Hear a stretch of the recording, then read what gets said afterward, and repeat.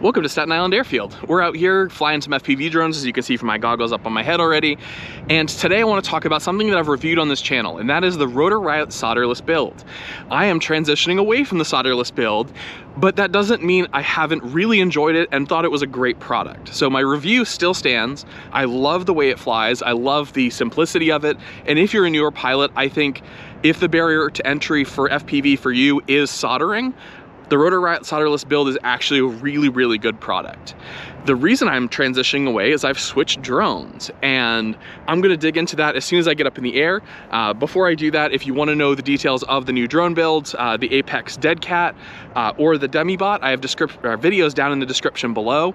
The speed build for the Demibot, and also the comparison between the FetTech G4 flight controller and Betaflight running on the T-motor. So if you want to check out those drones, go check out those videos down below after you finish this video. First, let me get this plugged in, and I'm going to talk to you more about why I'm switching away, what I've liked, what I didn't like about the frame, the Skyliner HD, and the solderless build. And dropping my goggles. Let's get into it. Okay.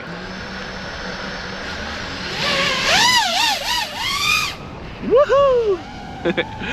Okay, so let me start off by saying I've loved flying the Skyliner HD. It is probably my favorite looking FPV frame.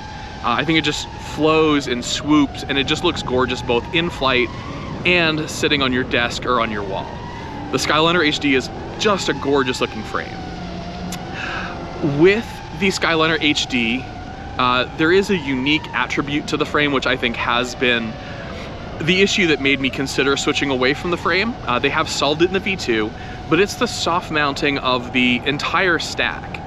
So unlike most frames which just bolt the stack to the carbon fiber and then use the included gummies for the flight controller to isolate vibration, the Skyliner actually uses gummies inside the frame. So there are built-in soft mounting for your flight controller and ESC. This has been good for the O3 air unit, because both the camera and the stack have been isolated from any vibration. So it really has flown great, done great recording, and it really does, I mean, it's a great frame. I cannot say enough good things about the Skyliner HD. It also really matches my flight style. My flight style tends to be big and swooping and flowy, and I like to get into some tight spaces as well. But I've been less of a basher, like freestyle pilot like you'd see from Bot Grinder. It's more in line with what you'd see from Drew Camden, i.e. Ladrib, in his flights. And so for me, this frame also matched with my flight style. It really helped me get good at pitch tricks and all the flowing lines that I really wanted to learn and nail. And that's why this frame has been one of my favorites to fly. And I've flown a bunch of different frames now. So it is saying something that this still holds such a wonderful space in my heart. And I am going to keep this one, at least one of them, still flying.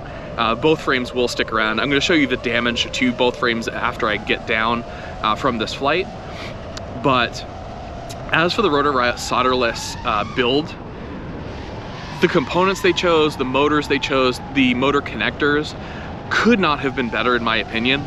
I did break two MR30 connectors when I was bashing at the Staten Island Proving Grounds, but overall I think these drones have held up fantastic, and the Rotor Riot solderless build has also held up quite well considering the torture that I've put it through.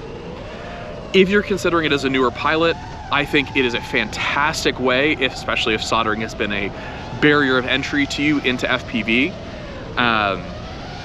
I wouldn't hesitate at all to recommend somebody go get a Rotor Riot solderless build. I was very excited to see the Rotor Riot, ooh, there's a cat, what Rotor Riot did with the V3 version of the Skyliner HD. But for me, I wanted something different. I really wanted to have a drone that I would be comfortable flying cinematically. I wanted something that was different. I wanted a different shape, a different styled frame. I wanted something that was just different. Because again, FPV, I love the variety, and that was part of what drove me to try two different new frames. The Dead Cat one being the Apex HD, and the Basher Freestyle Quad, because again, I wanted something that would last to some of the new spots that I'm flying and not have issues like broken arms or just the frame loosening up. And again, that comes back to the design of this frame and those soft mounting for the ESC, it just eventually started to wear out like any frame does. And so it was time for me to replace it, wanted something different, and swapped it out. And so the reason I'm swapping away from the Rotor Riot solderless build is because A, I wanted to try the SpeedyBee V3 ESC, and obviously Rotor Riot does not offer the SpeedyBee as a solderless setup, so that was kind of part one. And then the second was I wanted to try different motors as well, and I figured that it was time to give it a whirl, build up a few new quads using different components and different hardware, because let's face it, that Rotor Riot solderless build is designed for these Skyliner HD frames. Went for a landing, perfect. So I couldn't really stretch those wires that are on that solderless build, as seen here, to fit some of the longer arms that are on that bot grinder or on that Apex frame. And so instead of dealing with soldering or desoldering these, adding newer wires to these MR30s, I decided just to start with a fresh build. When I do start to break motors, I am gonna start using these connectors. I bought a bunch of MR30s, and I am gonna start using them on my newer motors and my different quads. So the concept of that solderless build is gonna remain inside my fleet. What is gonna change is just the hardware that's attached to it. So again, let me reiterate, that Rotor Riot solderless build is a fantastic way to enter this hobby, and I think Rotor Riot does a great job of both tuning, setting up, and choosing its hardware.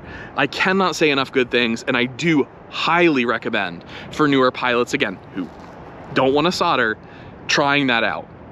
The only downside now is if you are flying DJI 03 and you're not using that little weird controller, or you're flying Avatar, the HD system that doesn't have a control system built in, you are still gonna have to solder your receiver.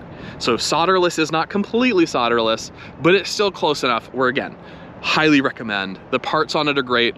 The Skyliner frame, great. If you are looking for a basher quad that does use that Rotor Riot solderless, that will use that Rotor Riot solderless setup, I think the tank actually can use that same ESC and motor setup. Before we conclude this video, here is the Rotor Riot solderless build. You can see the O3 air unit came out. The camera's still there. You can see there's a big scar on the lens. This basically was the quad that took most of the damage. You can see that the arms are tore up. Even the top plate has a little crack back here. This frame took some abuse. I mean, you can even see there's a dent in the standoff. It hit so hard at one point. And my receiver antenna is changing shape, we'll say. This frame survived a ton, and I did a ton of learning on this frame. It has held up fantastic, but it's just time to retire it. Even though it looks like there's a ton of damage to this frame, it has held up fantastic to all the crashes that I've put it through. I really learned so many tricks on this frame. I learned rolls, I learned Matty flips over concrete, I learned how to fly backwards, I learned backwards dives, I learned how to hit some crazy gaps. I even did a reverse entry, which check out the final freestyle video from this frame, which is going to be posted probably by now. That video really shows off everything that I learned on this frame and the progression that I've had over the past year and a half flying FPV freestyle. And that pretty much sums up why I've loved the Rotor Riot solderless build and the Skyliner HD frame, and also why I'm transitioning away from it. Down below I have links to all of the stuff that I use and fly. Check it out. They are Amazon affiliate links, so it does help this channel. It gives me a little kickback, doesn't cost you anything, so it's super, super helpful. As always, please leave me a comment. What do you think? Have you flown the solderless builds? Do you like them? Do you hate them? What are your thoughts? And as always, thank you for joining me in this video. Click the like button if you've liked it, and subscribe. Catch you in the next video. Bye.